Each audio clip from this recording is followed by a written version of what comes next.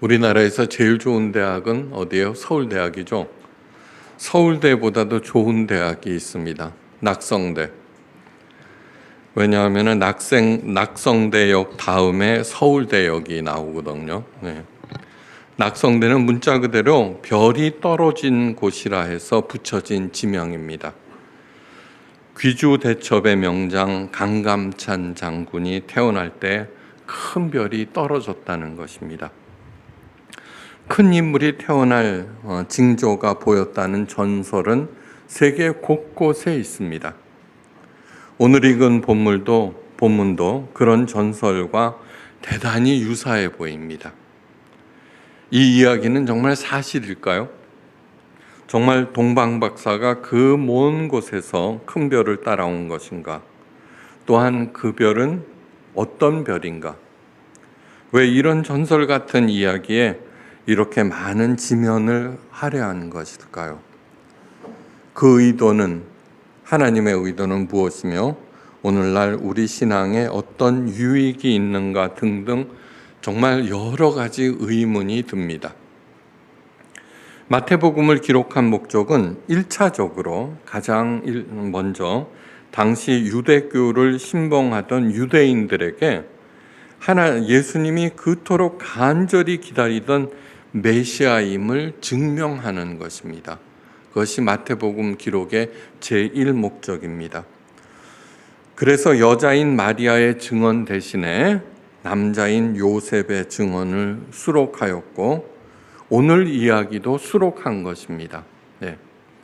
낙성대 이야기를 통해서 강감찬 장군의 그 탁월한 점을 부각하였듯이 오늘 또 이 이야기를 통해서 예수님께서 정말 메시아임을 유대인들에게 얘기하는 것입니다. 크리스마스가 되면은 당연히 등장하는 이 전설 같은 동방박사 이야기에는 그동안 우리들이 생각하지 못했던 깊은 여러 가지 뜻들을 많이 담고 있습니다. 먼저 생각해 봐야 하는 것은 낙성대에 떨어졌다는 큰 별이 과연 강감찬 장군의 탄생을 알리는 하늘의 징조였을까요? 아닙니다. 후대에 붙여진 그런 이야기입니다. 그러나 오늘 읽은 우리의 본문의 말씀은 사실입니다. 어떻게 아냐? 이렇게 반문하시겠지만 이제 설명을 드려보겠습니다. 오늘 본문의 시작은 이렇습니다. 헤롯 왕 때에 예수께서 유대 베들레헴에서 나심에 동방으로부터 박사들이 예루살렘에 이르러 말하되 유대인의 왕으로 나시니가 어디 계시냐? 우리가 동방에서 그의 별을 보고 그에게 경배하러 왔노라 하니. 네. 동방에서 온 박사들은 막연하게 별을 따라온 것이 아니라 너무나 분명한 목적을 가지고 왔음을 알 수 있습니다. 네. 그 분명한 목적은 유대인의 왕으로 나신 이를 확인하고 그분께 경배한다는 것입니다. 네. 그러기 위해서 그 먼 길을 마다하지 않고 온 것입니다. 여기에서 동방이라고 하는 것은 바벨론을 말합니다.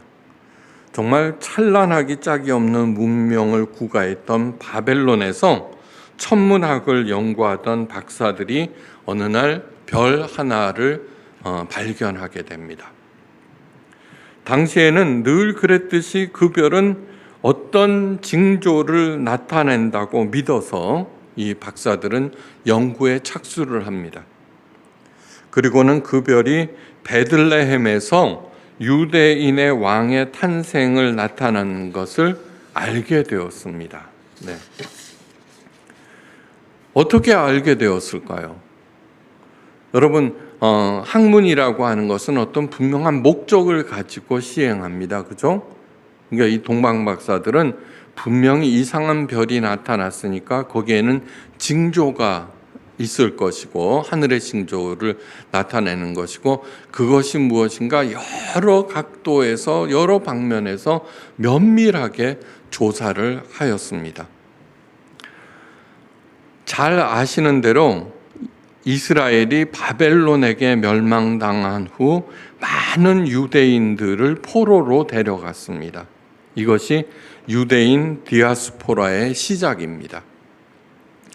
그런데 이들은 그저 노예로 잡혀간 것이 아니라 다니엘과 에스더처럼 귀족층을 형성하였고, 특히 상업과 무역에서 큰 돈을 벌어서 그 사회의 상층부를 형성하였습니다.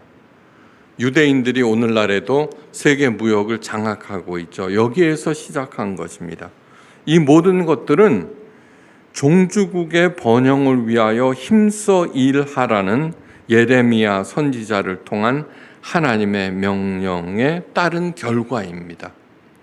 그냥 이래야 된다, 저래야 된다는 것이 아니라 하나님께서 그런 명령을 내리셨기 때문에 그들은 자기를 지배하고 있는 식민 정부에 충성하면서 그 정부, 그 국가를 위해서 열심히 일했던 것입니다. 동방박사들은 유대인 디아스포라로부터 메시아의 탄생에 대해서 들었을 것입니다. 분명히. 또한 왜 들을 수 있었냐 하면은 이들은 그 당시 사회로부터 큰 신뢰를 얻었기 때문입니다. 이 시대부터 로마 시대에 이르기까지 유대 여자의 인기가 최고였다고 합니다. 그 이유는 무엇이냐 하면은 이방 여자들은 순결에 대해서, 정조에 대해서 아주 하찮게 여겼는데 유대 여자만은 달랐기 때문입니다. 삶이 달랐고 행동이 달랐고 생각이 달라서 그 사회에서 큰 신뢰를 얻었습니다. 오늘날 우리 기독교인들이 사회에서 어떤 대우를 받고 있는가, 여기에서 깊이 한번 생각해 보셔야 합니다. 우리가 하나님을 믿는다는 이유로 남다른 통찰력과 포용력과 깊은 사랑이 있어야만 합니다.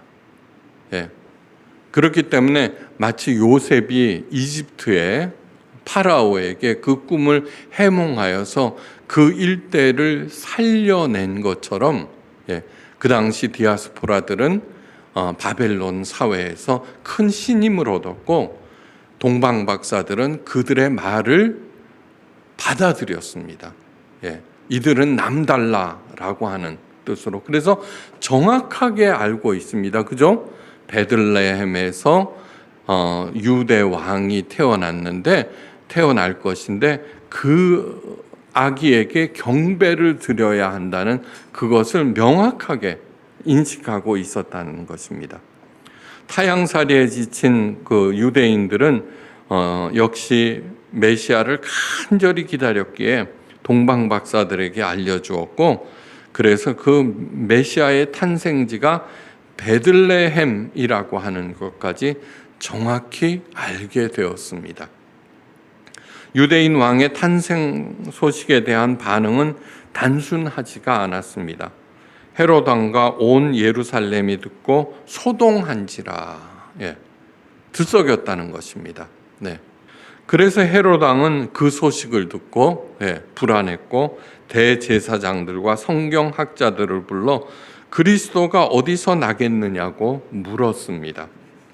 그러자 그들은 성경을 인용하며 정확하게 말했습니다. 또 유대 땅 베들레헴아, 너는 유대 고을 중에서 가장 작지 아니하도다. 내게서 한 다스리는 자가 나와서 내 백성 이스라엘의 목자가 되리라. 이것은 미가서 5장 2절의 말씀입니다. 그러니까 유대인들은 늘 그 성경을 읽었죠, 회당에서. 그렇기 때문에 이 말씀도 정확하게 알고 있었습니다. 그 말을 들은 헤롯 왕은 동방박사들을 조용히 불러서 그 별에 대해서 자세히 묻고, 베들레헴에서 그 아기를 보고는 자신에게 고하라고 부탁하였습니다. 이러한 일련의 일들은 뭐예요? 그 당시 하늘의 징조에 대해서 모든 사람들이 다 관심을 가지고 있었고, 또한 그 말들을 허투루 듣지 않았다는 것을 의미합니다. 오늘날 이런 얘기를 들으면은 속아 웃겠다 그러면서 그냥 넘기는데 당신은 절대 그렇지 않았습니다.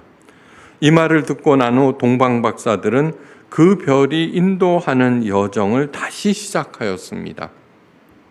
아니나 다를까 베들레헴에서 그 별이 멈추어 섰습니다. 움직이더니 멈추어 섰습니다. 이에 동방박사들은 너무너무 기뻐하였다고 성경은 말하고 있습니다. 마태복음 2장 10절에 매우 크게 기뻐하였더라. 더 이상 기뻐할 수 없을 정도의 최상금의 기쁨을 말하고 있습니다. 그렇게 뛸 듯이 기뻐한 동방박사들은 아기 예수님이 누워 계신 마구간에 들어갔고 거기에서 구유에 누인 아기 예수를 발견하고 그 예수님께 경배하고 황금과 유향과 모략을 예물로 바쳤습니다. 이것은 동방박사들이 오랜 동안 관찰하고 연구한 것들이 모두 다 사실임을 드러내는 것입니다. 단순한 전설이 아니라는 뜻입니다. 그래서 마태복음을 읽는 모든 사람들이, 유대인들이 예수님께서 세상의 구원자로 오셨음을 믿으라는 것입니다.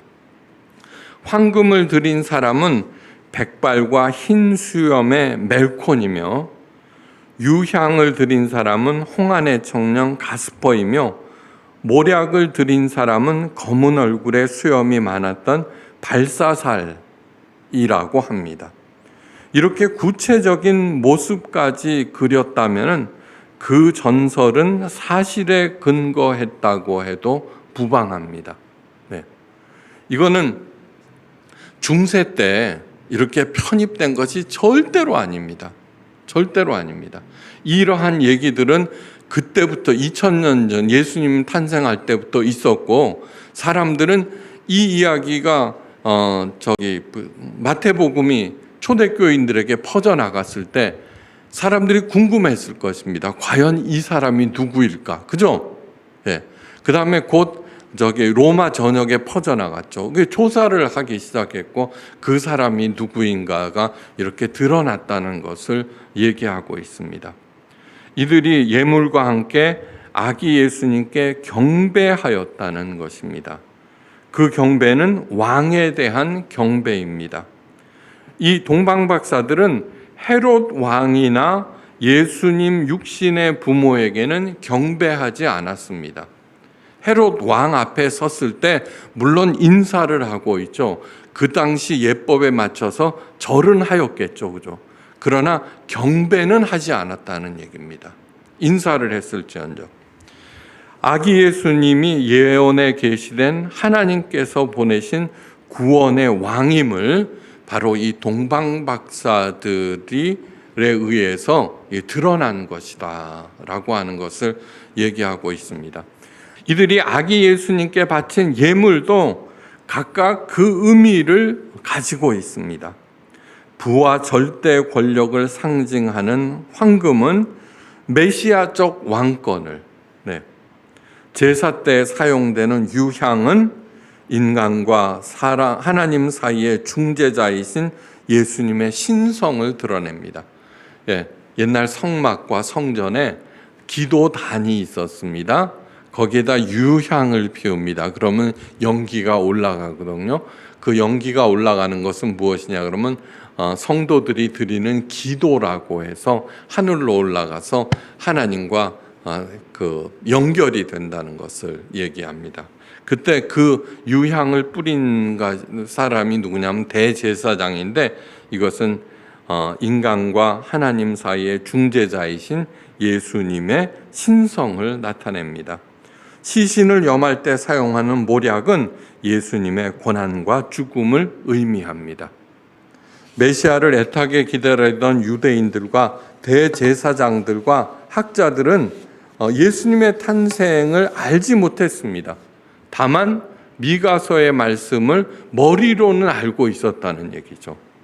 하나님께서는 바로 그런데 이방인 동방박사를 통해서 구세주의 탄생을 알리셨고 확인케 하셨다는 것입니다. 너무나 중요한 사항입니다. 이것은 예수님은 유대인만이 아닌 만인의 구원자이심을 천명하시는 것입니다. 이방인 돈방박사들은 아기 예수님을 만왕의 왕으로 경배드린 최초의 사람이 된 것입니다. 최초의 사람. 네. 이방인들이. 반면에 하나님께서 택하신 하나님의 백성들은 예수님을 십자가에 못 박은 첫 사람이 되었습니다. 네. 하나님의 사랑과 그분의 배려, 그분의 깊은 뜻을 알지 못할 때 오히려 선택받은 우리 그리스도인들이 훨씬 하나님의 뜻과는 반대되는 그러한 언행을 하게 된다는 것을 잊지 말으셔야 합니다. 요즘 이 코로나 사태를 통해서 한국 교회의 그 신뢰는 땅에 떨어졌습니다. 땅에 떨어졌습니다. 깊이 생각하셔야 합니다. 하나님께서 정리하고 계시는 중입니다. 이 사실은 유대교의 하나님이 전 인류의 하나님 되심을 만방에 알리신 것입니다. 마태는 이 기록을 통해서 첫째 유대인들에게 향해서는 구약과 율법을 넘어서 참 구원의 세계로 나올 것을 권고하고 있고, 나아가서는 전 인류를 향해서는 우상들을 버리고 삼위일체 하나님에게로 돌아올 것을 강력하게 촉구하고 있는 것입니다. 여기에서 한 걸음 더 나갑니다. 낙성대에 떨어졌다는 별을 옛날 귀주에서 큰 승리를 거둔 강감찬 장군과 연결시킨 것입니다. 그러나 예수님의 탄생을 알릴 그 별은 하나님의 지시에 따라서 움직인 것입니다. 그렇게 아기 예수님께 경배를 드리고 나서 흡족한 마음으로 잠자리에 든 그들에게 하나님께서는 꿈으로 헤롯 왕에게 돌아가지 말라는 지시를 보내셨고, 그들은 그 지시에 따라서 다른 길로 조용히 고국으로 돌아갔습니다. 동방박사의 이야기는 여기서 끝이 납니다. 그들의 여정을 통해서 우리들이 반드시 보아야 하는 것이 있습니다. 그들은 이방인임에도 불구하고 유대인들이 들려주는 메시아 이야기를 믿었습니다.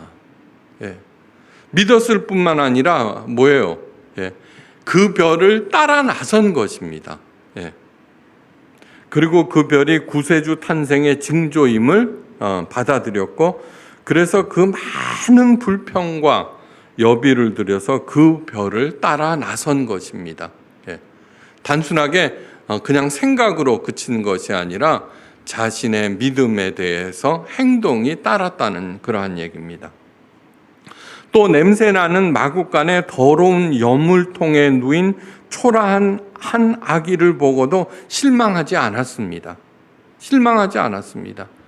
우리들은 뭐예요? 뭐 대단한 얘기를 듣고 찾아가 봤더니 애게 이거야 하고 돌아서는 경우가 너무너무 많습니다. 그러나 그들은 실망하지 않고 이 아기가 하나님께서 보내신 세상의 구원자이심을 믿었습니다. 그래서 최상의 예물과 경배를 진심으로 바쳤습니다. 예물을 준비하는 그 마음부터 시작해서 이 모든 것들을 그 사람들은 진지하게 믿었다는 그러한 얘기입니다.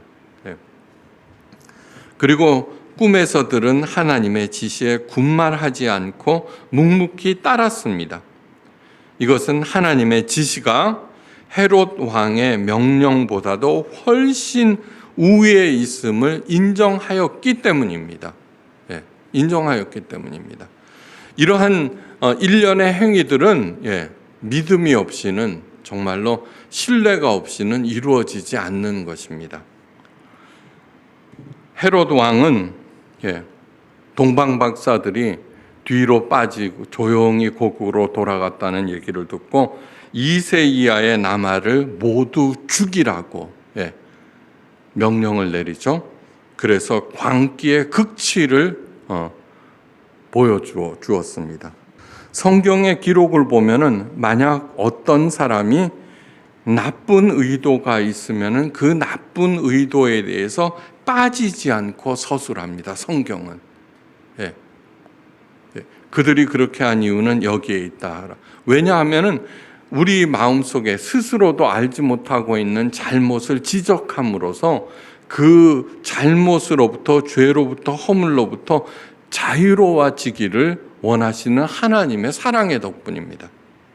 반면에 선한 마음을 가진 사람에 대해서는 그저 물 흐르듯 담담하게 그려냅니다. 동방박사가 헤로드 왕의 명령을 듣지 아니하고 조용히 고국으로 돌아갔다는 그러한 표현처럼, 이것은 무엇이냐 하면은 하나님께서 원하시는 바 행하던 사람은 어떤 상황에서도 그냥 물 흐르듯 담담하게 그 삶을 영위한다는 것입니다. 이 광란의 시대에서 가장 먼저 해야 할 일은 무엇이냐 하면은 지금 내가 행하고자 하는 이 일이 하나님께서 정말로 원하시는 일인가를 생각해 보셔야 합니다. 먼저. 예수님은 자기를 죽이려는 로마 당국과 유대 당국에 대해서 그냥 목숨을 버려서 그냥 당하고 계셨습니다. 네. 우리 그리스도인들이 죽으면 죽으리라는 심정, 그 다음에 차분하게 이 광란의 파도를 갖다가 잠재우는 그러한 하나님의 진정한 제사장들이 되시기를 간절히 바랍니다. 이방인 동방박사들이 우리에게 말없이 그러나 강력하게 촉구하는 것이 있습니다. 우리들이 가서 경배하고 예물을 바친 그분은 바로 당신의 구원자이십니다. 그러므로 최상의 경배와 정성과 충성을 그분께 드려야 합니다. 인간 왕의 명령을 듣지 않아도 목숨이 오락가락합니다. 그런데 그분은 하나님의 아들이십니다. 만왕의 왕이십니다. 우주적 그리스도십니다.